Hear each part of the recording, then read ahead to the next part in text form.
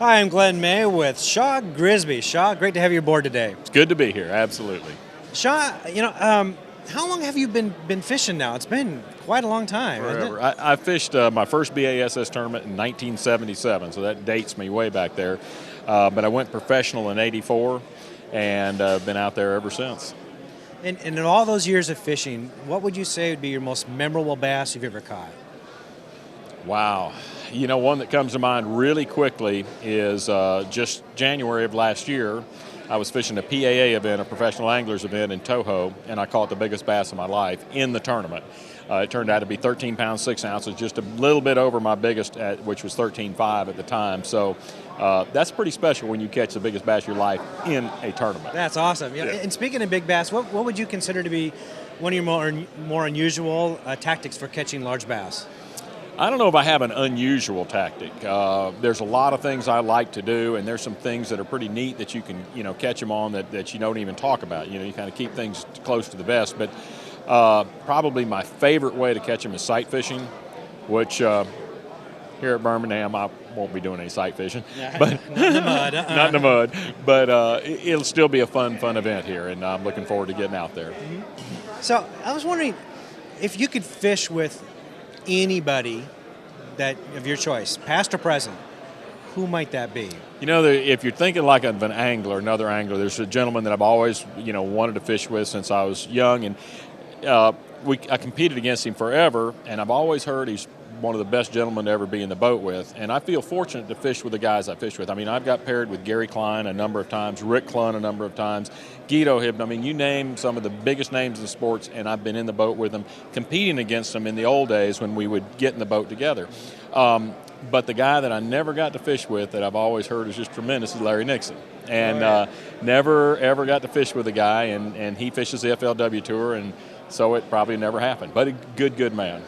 Well, I was wondering from a pro's perspective, what do you think is the most common mistake that most anglers make? On a pro, now you want me to talk about a normal angler or another professional angler? What a normal angler would make. Normal anglers, I think a lot of times they may get flustered quickly if they're not getting a bite. They may change lures. I see a lot of guys changing lures quickly. Like when we had pro-ams and the guy would be in the back of the boat, and he's like, I can't catch him on this, and he changed. So they have a little bit of lack of confidence in what they're doing. And sometimes it's spot placement, where to make that cast. So, if I said two things, it would be, choose a lure and have confidence in that lure, and then fish things thoroughly and try to cover it a little bit better, cover your water a little bit better. So basically, if you take that in a nutshell, it'd be kind of like slow down a little bit. When you get in competition, things seem to ramp up, and you tend to just start going a little bit on auto drive and going a little too quick, and a lot of times you miss things doing that. Now that works for Kevin, going auto drive wide open, but on most guys, it's not really the best technique. Until you master everything, then you can go into that wide open mode like Kevin does. So more just kind of focus and stay concentrated on what you're doing. Exactly. Now, what other things do you like to do besides bass fishing? I'm a hunter. I love it. In fact, wait, right there, a big Matthews solo cam. I am a die-hard bow hunter, and I'm shooting. What's really cool is I even got on my iPhone. I got a picture of my backyard. I got 30 wild hogs. I got 4 different groups of wild hogs that roam my property that I live on 70 acres in Gainesville, Florida. And I got wild hogs, wild turkeys, deer, and I don't hunt the deer in my yard, but the turkey and hogs, especially the hogs, they get picked on all the time, and they're so good barbecued. So, it's a great renewable food source right there. You whack one, put him on the Barbie, and have fun, yeah. But yeah, I'm a big bow hunter. So in the off season, I deer hunt, and I love it all. If I can shoot it with my bow, I'm happy. Including targets. I just like shooting a bow. So I target shoot now too. So that sounds like fun, actually. Yeah, it is. Try skeet shooting with a bow. That'd be cool. That they have a TV show that's on called Arrow Affliction, and this guy is just absolutely nuts. And he's from Illinois, and but he shoots. He's done pheasant hunts.